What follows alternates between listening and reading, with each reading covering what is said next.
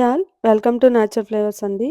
ఈరోజు recipe వచ్చేంటంటే homemade biryani masala అనేది ఎలా తయారు చేసుకోవాలో చూద్దామండి.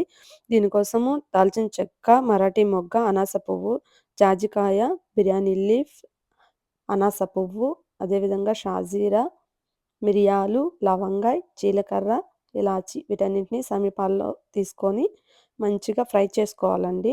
సమపాల్లో తీసుకొని మంచిగా ఫ్రై చేసుకోవాలనమాట. ఇవి లో ఫ్లేమ్‌లో మాత్రమే పెట్టి మనం ఫ్రై చేయాల్సి ఉంటుందనమాట.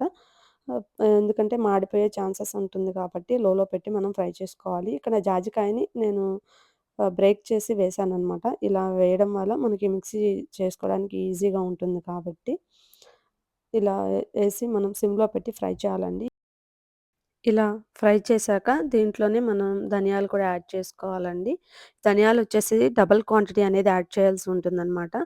ఈ విధంగా ధనియాలు కూడా యాడ్ చేశాక మంచిగా రెడ్డిష్ కలర్ వచ్చేంత వరకు ఈ మసాలాలన్నిటిని ఫ్రై చేసుకోవాలండి. ఈ మసాలాల్ని ఫ్రై అయ్యాక మంచిగా వీటిని ఒక ప్లేట్‌లో వేసుకొని మంచిగా చల్లారనిచ్చుకోవాలండి. ఇలా చల్లారనిచ్చుకున్నాక మాత్రమే వీటిని మిక్సీ పట్టాలండి. హ్మ్. ఇవిలా మిక్సీ పట్టాల్సి ఎందుకంటే ఇవి ముద్దయ్యే అవకాశం ఉంటుంది కాబట్టి వీటిని బాగా చల్లారి పెట్టుకోవాలనమాట. ఈ విధంగా చల్లనిచ్చుకున్న మసాలాని మిక్సీ గిన్నెలో వేసుకొని మెత్తగా పౌడర్ అయ్యేంత వరకు మనం మిక్సీ పట్టాల్సి ఉంటుందండి. ఈ విధంగా ఆహ్, పడితే సరిపోతుందనమాట. దీనిని మంచిగా గాజు గిన్నెల్లో కానీ, ఏదైనా గాజు సీసాల్లో గానీ స్టోర్ చేసుకోవాలండి. ఇలా స్టోర్ చేసుకున్న బిర్యానీ మసాలాని మనం చికెన్ కర్రీకి కానీ, మటన్ కర్రీలోకి కానీ, ఫ్రాన్స్ అదేవిధంగా ఏ రకమైన బిర్యానీలకైనా యూజ్ చేసుకోవచ్చండి. ఇలా ఇంట్లో తయారు చేసుకొని మనం వండుకుంటే టేస్ట్ అనేది చాలా బావుంటుందండి. నా రెసిపీ గనుక మీకు నచ్చినట్టయితే లైక్ చేయండి, షేర్ చేయండి.